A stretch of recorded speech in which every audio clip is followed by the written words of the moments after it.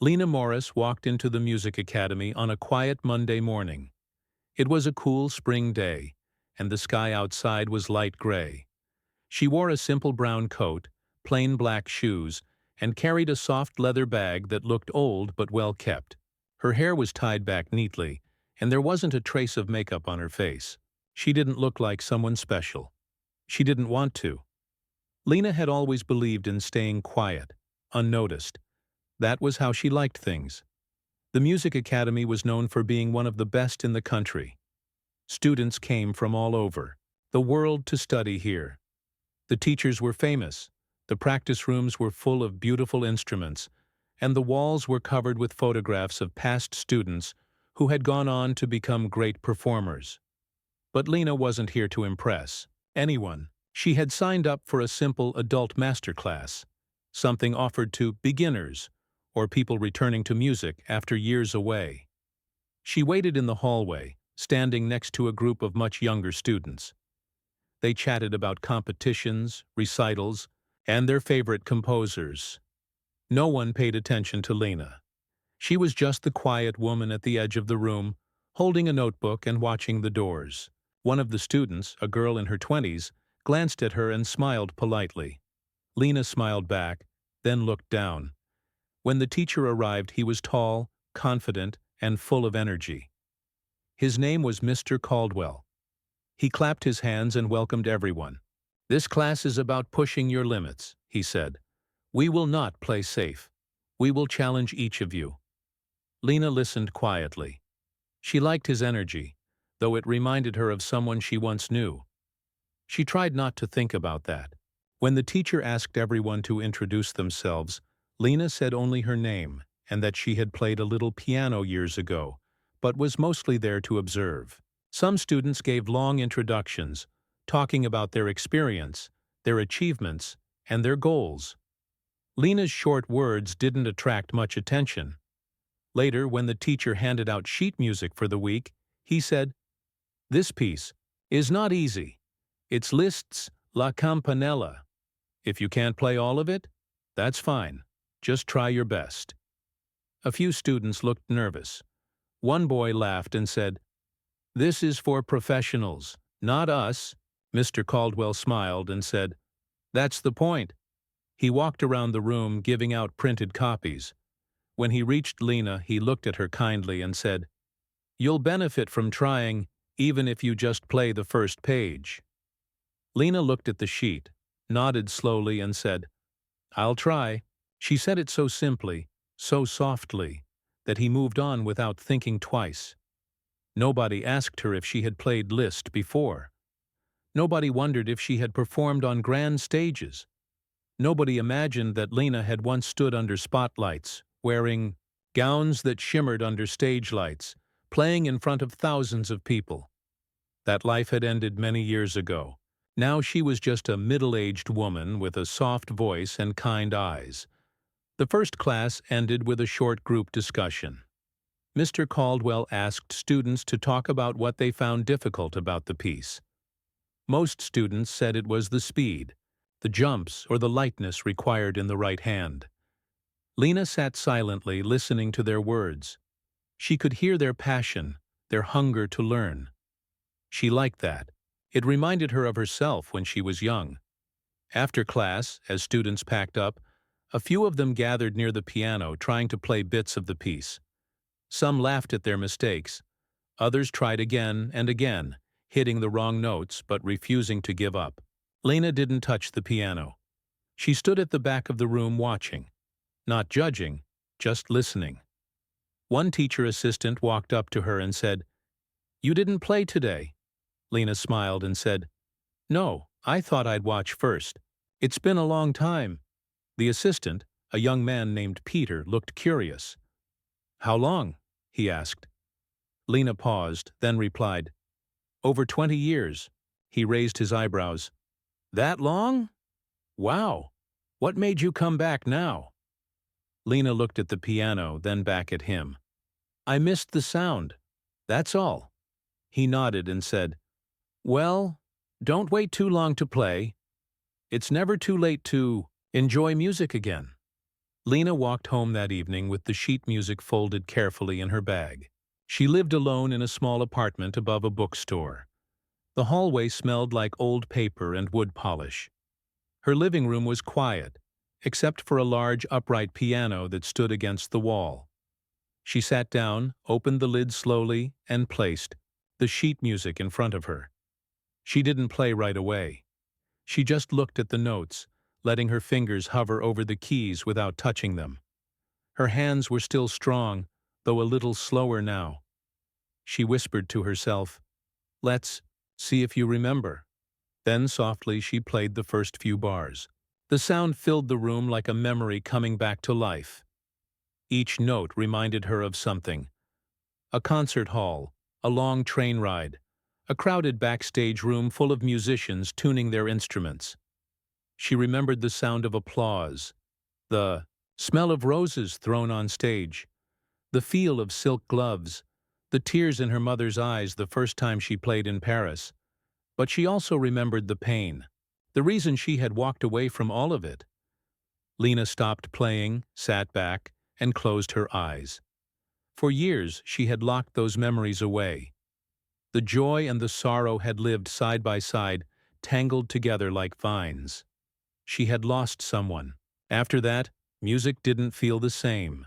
It was like singing with a broken voice. So she stopped. She taught small lessons, played only at home, and never mentioned who she once was. But now something had changed. She didn't know why. Maybe it was time. Maybe she was ready to hear the music again, not just as sound, but as life. The class was just a simple step, but it had already stirred something inside her. A small fire, warming her from the inside out. The next day, Lena arrived early. She walked into the room and sat quietly, sheet music in hand. Students came in, slowly, chatting and laughing. Someone was playing scales on the piano. Mr. Caldwell arrived and said they'd continue working on the piece. "Let's see who's brave enough to try a few bars in front of the class," he said. A few students stepped up, one by one. Some did well, others struggled. Everyone clapped politely. When Mr. Caldwell looked toward Lena, he asked, "Would you like to give it a try?" Lena looked up, her hands gently holding the music. "Yes," she said. Some students looked surprised. One even whispered, "She's playing." Mr. Caldwell smiled and stepped aside. "Go ahead, Lena. Just do your best." She walked up to the piano slowly, not rushing. She sat down, placed the music in front of her, and took a deep breath. Her fingers hovered above the keys. Then, without warning, she began to play. But that moment belonged to the next part of the story. Lena sat at the piano with quiet confidence, but nobody could see it. To the others in the room, she was just a plain woman, older than the rest, with soft movements and a calm face. No one expected anything special. A few students even felt a little sorry for her. Playing Liszt's La Campanella was hard, very hard, even for young fingers trained for years. To ask her to try it, especially after so long away from music, almost felt cruel. But Lena didn't look nervous. She looked peaceful, like someone who had finally returned home after a long journey. The piano bench creaked slightly as she shifted her weight and placed both feet on the pedals. Her hands hovered over the keys for a moment. The room was silent. Even the students who had been whispering before were now watching, curious to see what she would do. Mr. Caldwell leaned against the wall with his arms folded, his expression still friendly but expectant. He didn't believe she could play it. He thought she would fumble through a few bars, smile shyly, and sit back down. He was ready to give her gentle encouragement, maybe offer easier exercises next time. But the moment her fingers touched the first keys, something changed. The notes rang out clear, light, and perfect. Her hands moved with such grace, such control, that even the air in the room seemed to pause. No one breathed. No one blinked. It was as if time had frozen for a moment. Lena didn't hesitate. She played the next phrase, and the next, climbing through the impossible jumps, rolling over the difficult arpeggios like water flowing over smooth stones. Her fingers danced, fast and light, each note landing in perfect time. Her left hand moved like a quiet shadow beneath the bright sparkle of the right. Every movement was natural, effortless, beautiful. The sound of Liszt filled the room completely, not loud or showy but delicate and alive. It was like watching something magical happen, like seeing color appear on a blank canvas in just a few strokes. The students sat frozen in their chairs. Some leaned forward slowly, mouths slightly open. Even Mr. Caldwell was no longer leaning against the wall. He had stepped forward, staring at Lena with growing disbelief. She wasn't just good. She was extraordinary. The entire room was still. The only sound was the music. Even the birds outside the window seemed quiet. Lena didn't look at anyone. Her eyes were on the keys, but her mind was far away, somewhere deeper, somewhere only she could reach. She wasn't just playing a piece, she was telling a story. Every note had feeling. It rose, it fell, it shimmered. The music carried joy, pain, hope, and memory. And somehow, without saying a word, Lena shared all of it with them. When she reached the final notes, the high, bell-like tones that gave La Campanella its name, she slowed just slightly, letting the sound hang in the air like light rain. Then, silence. She lifted her hands gently off the keys and let them fall into her lap. No one spoke. No one moved. Then, slowly, one student clapped, then another, and then all of them. The room erupted into applause, loud, surprised, full of emotion. Not the polite clapping of classmates supporting each other, but real, honest admiration. Some students even stood up. One girl had tears in her eyes. Another whispered, "She's a genius." Mr. Caldwell stepped forward, stunned. That was incredible. Lena, I don't know what to say." Lena turned to look at them all. She didn't smile proudly. She smiled gently, humbly, as if what she had done wasn't that surprising. "Thank you," she said simply. One boy blurted out, "Where did you learn to play like that?" Lena tilted her head slightly as if thinking. "A long time ago. I studied in Vienna when I was young. And later, I played concerts for a while." Mr. Caldwell looked at her, eyes wide. "Concerts? You were a performer?" She nodded. "Yes, for some years. Then I stopped." "Why?" asked another student. Lena didn't answer right away. She looked down at the piano keys, her fingers brushing lightly over them. "Life changes. Sometimes we step away from things we love. But that doesn't mean we stop loving them." The students listened quietly. They had expected a tired beginner. Instead, they had found a master who had hidden her light for years. Lena stood up from the bench and returned to her seat. Her steps were still soft, still modest, but now everyone saw her differently. The rest of the class was quiet. Mr. Caldwell had planned to go over techniques and give tips, but it all seemed unnecessary now. He spoke a few words about what they could learn from Lena's performance, how to control dynamics, how to shape phrases. But even he knew the lesson had already been taught. It wasn't about perfect fingers. It was about heart. And Lena had just shown them what that meant. After class, a group of students surrounded her. They asked questions, shared their thoughts, and some simply wanted to say, "Thank you." Lena answered, kindly, with warmth in her voice but no arrogance. One girl said, "You made me want to practice harder." Another said, "That was better than any concert I've ever been to." Mr. Caldwell waited until the others left before walking over to Lena. He looked at her with new eyes, not as a teacher to a student, but as a fellow musician. "I should have asked more about your background," he said with a sheepish grin. Lena shook her head. "It's fine. I didn't come to talk about the past. I came to find the music again." "Well," he said, "you didn't just find it. You brought it to life." Honestly, that was the finest playing I've heard in this room. In years. Lena looked touched but quiet. Thank you. That means a lot. He hesitated, then asked, would you be willing to perform at the student concert next month? Or even help with some mentoring?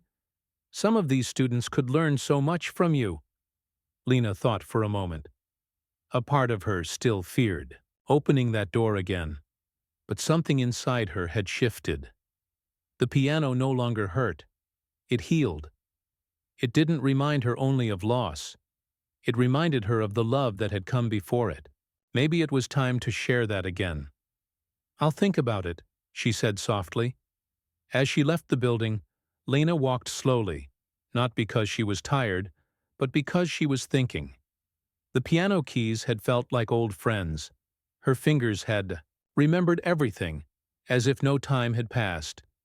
But it wasn't just the music that had returned. It was the feeling, the spark she had believed was gone forever. That night, she sat at her own piano once more. She played until the sky outside turned dark and the stars appeared. Not for anyone else, not for applause or praise, but for herself. Each note she played was like breathing again after holding it in for years. In the days that followed, students continued to talk about her. The woman who had come in quietly and played like a legend. They searched for her name online, finding old recordings, faded photos from concert halls in London, Berlin, and Tokyo. There she was, decades younger, standing beside grand pianos with her hair swept up and her eyes focused, glowing under stage lights. The same Lena, but from another life. And still she returned to class each week, still wearing simple clothes, still speaking softly. But now, when she entered the room, heads turned with respect. No one doubted her anymore. She had shown them something they'd never forget. Not just skill, but soul. And yet Lena wasn't there for their admiration. She had come for a different reason. Something deeper. Something she was only beginning to understand. The morning sun poured into the classroom windows as Lena walked into the music academy for the third week. She carried the same leather bag and wore the same quiet expression, but something had changed around her. The students who used to barely notice her now greeted her with smiles and curious eyes. Some nodded respectfully, others stepped aside when she passed. Even the younger ones who had once whispered about her plain clothes now watched her with admiration. They didn't care how she looked anymore. They had heard her play. Lena noticed the change, but didn't let it affect her. She didn't come here to be admired. She came for the music, to connect with it again, to heal. Still, she appreciated the warmth in the room. It was like the piano itself, silent unless touched, but full of power when given care. Inside the classroom, Mr. Caldwell stood beside the grand piano holding a new piece of music. This week, he said, we're going to work on emotion. I want you to feel the music, not just play the notes. Technique is important, yes, but real magic comes when the heart leads the hands. He began handing out copies of Chopin's Nocturne in C-sharp minor. The students murmured with excitement. Chopin's music was beautiful but emotional. It required more than just skill. It asked the player to feel deeply. Lena took her copy quietly and studied it. She had played this nocturne many years ago. It was one of her favorites, not because it was impressive, but because it was honest. The notes whispered like secrets, cried like an old friend, and ended with hope. It was like holding a candle in a dark room. As the students spread out to practice in smaller groups, Lena stayed seated. She didn't need to play right away. She closed her eyes and let the music come back to her, note by note, like a story, told slowly. She remembered playing it in a small concert hall in Prague when she was 25. That night had been special. Her mother had been in the front row. Her hands had trembled before the first note, but once she started, everything melted away. A voice interrupted her memory. It was Peter, the teaching assistant. Lena, mind if I sit? She nodded, smiling gently. He sat beside her, holding his own sheet music. "I've never seen anything like what you did last week," he said. "I'm still thinking about it." "Thank you," she replied. "Can I ask you something?" he said. "Of course. Why did you stop? Why did someone like you just disappear from the music world?" Lena didn't answer immediately. Her eyes fell to the floor. Then she said, "I lost someone. Someone who believed in my music more than I did. After that, I couldn't play anymore. Not in front of people." Peter was quiet for a moment. "Was he family?" Lena nodded. "My husband. He was my biggest supporter, my best friend. He was also my page-turner during performances," she added, her eyes lighting up with memory. Peter smiled. "That's beautiful." "It was," she said softly, "until it ended." Peter didn't push further. He respected her silence. After a pause, he said, "We're lucky you came back." Lena didn't reply.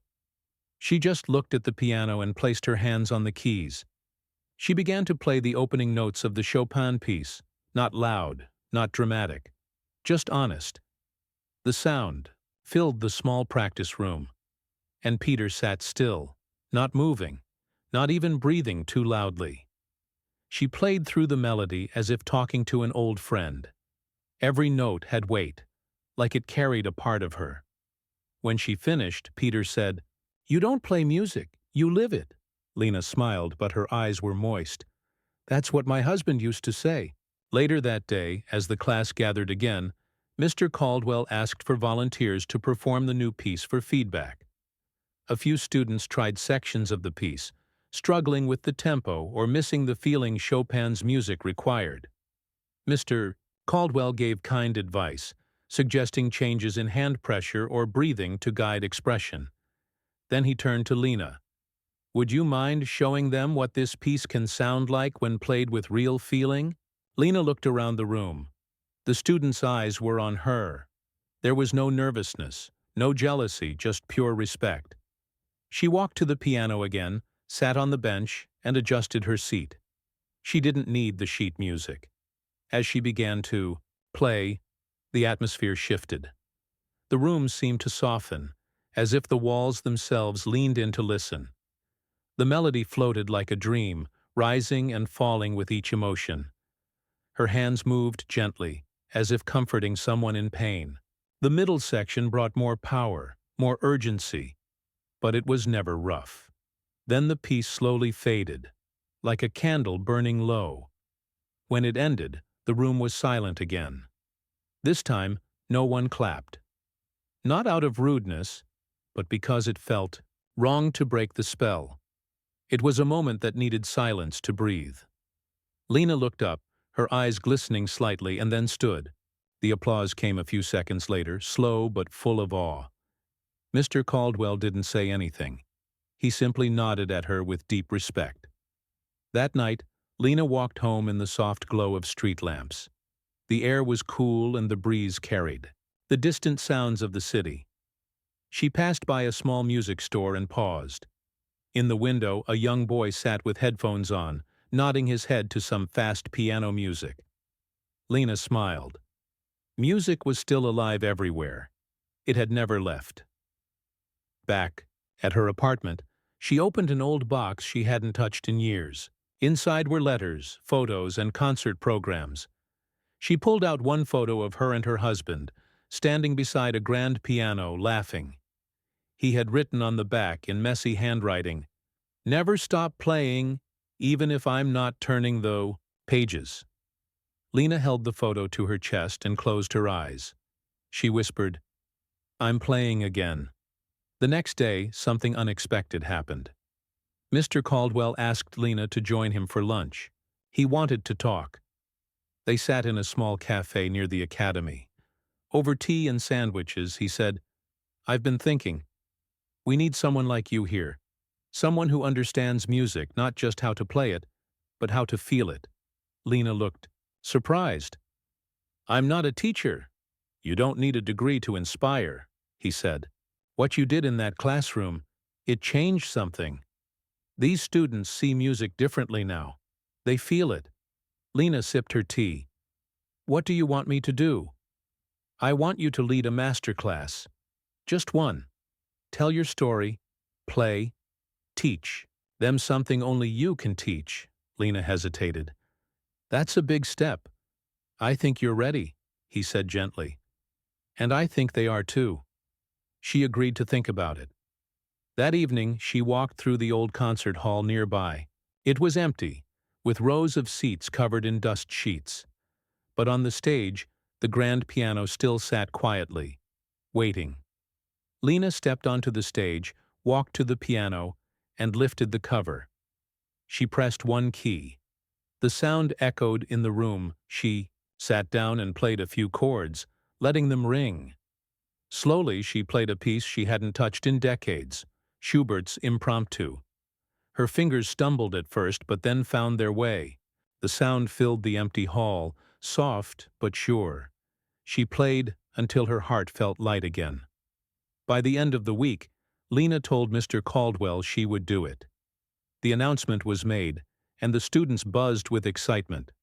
A special master class, led by Lena, the woman who had once played on the world's biggest stages, the woman who had returned quietly with music that touched the soul. And as the day of the master class approached, Lena sat at home surrounded by sheet music, preparing, not just to teach, but to share everything the music had given her, and everything it had once taken away. Lena woke early on the day of the master class. Dawn light slipped through thin curtains and spread across her small apartment. The room smelled of coffee and old books. She poured herself a mug, wrapped both hands around the warm ceramic, and stood by the window. The street below was still quiet. A baker unlocked his shop across the road, and a cat wandered along the sidewalk. For a moment Lena let herself feel calm, but inside her chest a gentle storm was brewing. Fear, hope, memory, excitement, all swirling together. She set the mug down, opened her wardrobe, and touched the sleeve of a dark blue dress. It was simple, but it reminded her of the gowns she once wore on stage, only without the sparkle. She chose it, then brushed her hair, pinning it back the way she used to long ago. The Academy's concert hall buzzed like a beehive when she arrived. Students hurried up and down the aisles, checking programs, polishing music stands, whispering about the special guest. They had seen her play, but today they would hear her speak. Some were nervous, others excited. Mr. Caldwell met Lena at the door. His smile was bright, yet respectful. He guided her to a small green room behind the stage. On a little table sat a glass of water, a fresh lily in a vase, and a neatly folded program. Her name was printed in bold letters, Guest Masterclass, Lena Morris. Seeing it made her heart jump. She had almost forgotten what it felt like to see her name on a program. She sat for a minute, breathing slowly, hands resting on her knees. On the wall hung a mirror. She looked at her reflection. Not the plain woman the students first met, but the musician she had always been. Lines marked her face now. Silver strands threaded through her hair, but her eyes looked alive. She felt her husband's presence beside her, as though he were adjusting the piano bench and smiling encouragement. She whispered, "I wish you could see this," then stood and walked toward the stage entrance. A hush fell as she stepped under the spotlight. The hall was half full. Students, a few faculty members, some townspeople who had heard about the miracle pianist. Soft light bathed the grand piano at center stage. She walked toward it, but did not sit. Instead, she turned to face the audience. Her voice was gentle, yet steady. "Thank you for coming," she began. "When I was your age, music was my entire world. I thought I would spend my life on stage. And for a while I did. But life has a way of surprising us, both in joy and in sorrow." She paused, letting the words settle. No one moved. Even the air felt still. "I stopped playing for many years," she continued. "Some of you asked me why. The truth is simple but hard. I lost my husband in a road accident just after a concert tour. He believed in my music more than anyone. He turned pages for me, carried my suitcases, cheered at rehearsals, held my hand before I stepped on stage. When he was gone, music felt empty. I could no longer share it with him, so I walked away from the piano. A breathless silence filled the hall. Some students lowered their eyes. Others stared at her with tears shining. She kept talking, her voice calm but layered with feeling. I share this story because loss touches everyone sooner or later. When it does, you may believe that your passion is lost with it. But time teaches us something kinder. Passion can sleep, but it never truly dies. It waits inside, like seeds under winter snow, until warmth returns. She turned to the piano and sat. Her fingers rested on the keys a moment. "I will play a short piece that helped me find my way back," she said. "It is Schubert's Impromptu in A-flat major. When I first played it again, I felt my husband's hand on my shoulder. I hope, as you listen, you feel the presence of someone you love too." The first notes flowed, soft as dawn. She played not to impress, but to comfort. Each phrase was a conversation, between grief and healing, between past and present. The melody rose, simple yet profound, then circled back, quiet and warm. Students closed their eyes. Some clasped their hands. When Lena reached the final chord, she let it glow in the air until it faded naturally. Then silence, a long, reverent silence. She stood, bowed her head, and the hall erupted in applause, loud, grateful, heart-deep. But she lifted her hands gently, asking for quiet. "Now," she said, "I want to hear you." She invited 3 volunteers to the stage, each to play a section of Chopin's Nocturne, the piece they had studied all week. The first, a shy girl named Maria, approached with trembling hands. Lena whispered encouragement, adjusted the bench, and listened carefully as the girl played. When Maria missed a run, Lena did not point it out. Instead, she said, "Tell me why that phrase matters to you," guiding her to speak the feeling behind the notes. Maria answered, voice shaking, that it reminded her of her grandmother's bedtime stories. Lena smiled. "Play it as if you're telling her one more story." Maria tried again, and the phrase bloomed, imperfections fading beneath sincerity. Applause followed, softer but full of admiration. The second student, a tall boy named Yusuf, rushed his tempo, eager to impress. Lena stopped him kindly. "Listen to your own heartbeat," she said. "Match the pulse of your music to that." She tapped a gentle rhythm on the lid. Yusuf nodded, took a breath, and the piece slowed, gained warmth. When he finished, he exhaled, surprised at his own control. The third volunteer was Peter, the assistant. He knew the notes, but his playing felt cautious, guarded. Lena placed her hand over his heart for an instant. "Play brave," she whispered. He began again, this time louder, bolder, placing each chord as if planting flags on new land. When he ended, the hall broke into cheers. He looked stunned, tears on his cheeks. Lena squeezed his shoulder. "That is your voice." Throughout the afternoon, she shifted between teacher and storyteller, weaving lessons with memories. She demonstrated how breath shapes phrasing, how silence frames sound, how a small change in wrist angle can release tension. But she also spoke of non-musical things: walking in nature, watching rain, listening to city noises, reminding them that music is everywhere, and a pianist's duty is to translate life into sound. The students took frantic notes, then stopped, realizing the best lesson was to listen. They watched her face, her hands, the way she tilted her head to hear the resonance. They saw music not as competition, but as conversation. Midway through, Mr. Caldwell stepped on stage with a sealed envelope. He whispered to Lena. She opened it, eyes widening. Inside was an invitation from the Regional Symphony asking her to perform. Rachmaninoff's second piano concerto at their summer gala. Word of her playing had traveled fast. Someone had recorded her Liszt practice, shared it online, and views had soared. Lena's heart pounded. The concerto was one she used to play, with her husband turning pages. She hadn't touched it since he died. She looked at the students, faces glowing with hope, and realized this invitation was more than a performance. It was a bridge between her past and their future. She turned back to Mr. Caldwell, nodded, slowly, and the audience, sensing something special, erupted into cheers. She held up a hand. "If I do this, I want you all involved. You will be my page-turners, my stage crew, my moral support. We will share this together." The hall roared in agreement. The masterclass stretched beyond its scheduled time, but no one cared. Evening light slanted through high windows, painting golden stripes across the seats. Lena shared one last thought. Technique, theory, practice. They matter.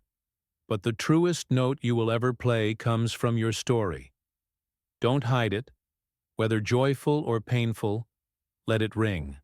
Someone out there needs to hear it. She closed. The lid of the piano gently stood and bowed. Every person in the hall rose to their feet. The ovation shook the wooden floorboards. Students rushed forward, surrounding her in a circle of smiles and tears. Some asked for autographs. Others just wanted a hug. Lena embraced each of them. Their energy lifted her, a wave carrying her farther than she thought she could go. After the crowd left, the hall fell quiet again. Chairs stood crooked, programs lay forgotten, yet the air still vibrated with music. Lena remained on stage, alone, running fingers over the polished piano lid. She felt calm, almost weightless. For the first time in years, her grief had changed shape. It was still part of her, but no longer a heavy stone. It had become something like deep roots, supporting, grounding, giving strength. Peter returned with 2 cups of tea. They sat side by side on the edge of the stage, feet hanging over, sipping in silence. Finally he spoke. "You know, you didn't just teach piano today. You taught us how to live with our stories." Lena smiled at him. "We teach best what we most need to learn ourselves." Outside, night had settled. The moon shone through high windows, silvering the keys of the grand piano. Lena stood, closed the hall door behind her, and stepped into the cool air. Streetlights flickered on, casting pools of light along the road. She walked slowly, the invitation letter folded in her pocket, her pulse steady. She reached the small bridge over the river that cut through town, a quiet place she often crossed without noticing. Tonight she paused. Water beneath reflected the moon in broken pieces. She recalled walking across bridges in Paris with her husband, listening to distant accordions. She placed her hands on the railing, whispered his name, and felt a gentle answer in the breeze. "I'm playing again," she told him aloud. A soft laugh escaped her, a laugh filled with both tears and joy. Passers-by might have thought she was speaking to herself, but she knew better. When she finally crawled into bed, exhaustion wrapped her, but also calm. She slept deeply, dreamless, until sunlight touched her face. She woke to a quiet certainty. She was ready. Ready to stand on stage, ready to share her story in sound, ready to let the past and present join hands. She dressed, ate a simple breakfast, and left for the hall hours early, eager to greet the day. And as she walked, the town around her felt different, brighter, kinder, humming with music. Only she could hear. The seeds beneath winter snow had woken. Spring had come at last, and Lena Morris was truly, wonderfully alive. The day of the summer gala had finally arrived. The entire town was buzzing with excitement, and Lena felt a mix of nerves and joy stirring in her chest as she made her way to the grand concert hall. The building, with its tall windows and shining brass fixtures, was filled with people from the town, students from the academy, musicians from the regional orchestra, and visitors who had heard the incredible story of the plain woman turned virtuoso. Tickets had been sold out weeks in advance, and the buzz about the concert was everywhere. Lena stepped inside the hall early in the afternoon. The warm, familiar smell of polished wood and old paper greeted her. She walked slowly down the aisles, hearing the soft chatter of her students as they prepared for the evening. Maria was arranging the music stands, Yusuf was checking the lighting near the stage, and Peter was helping Mr. Caldwell tune the grand piano. Everyone looked nervous but determined. They knew how important this night was, not just for Lena, but for all of them. Backstage, Lena felt the weight of the moment settle on her shoulders. She closed her eyes and took a deep breath. Memories flooded her mind. The first notes she had played after her long silence, the years of pain, the master class, when she had shared her story, and the many rehearsals with her students and the orchestra. It had been a long journey from the quiet life she had lived to this very moment. She opened her eyes and smiled. This was not just her concert. It was a celebration of all the stories, struggles, and music they had shared. The auditorium was filling quickly now. The murmur of conversation, the rustle of programs, and the occasional laughter made the air electric with anticipation. Lena's heart beat faster as the lights dimmed, and the announcer's voice echoed through the hall, introducing her as the guest soloist for the night. She felt the warmth of the spotlight on her face as she walked onto the stage, the grand piano standing before her like an old friend. She sat down, adjusted the bench, and placed her hands gently on the keys. The orchestra began tuning, their instruments blending into a soft, buzzing sound that filled the room.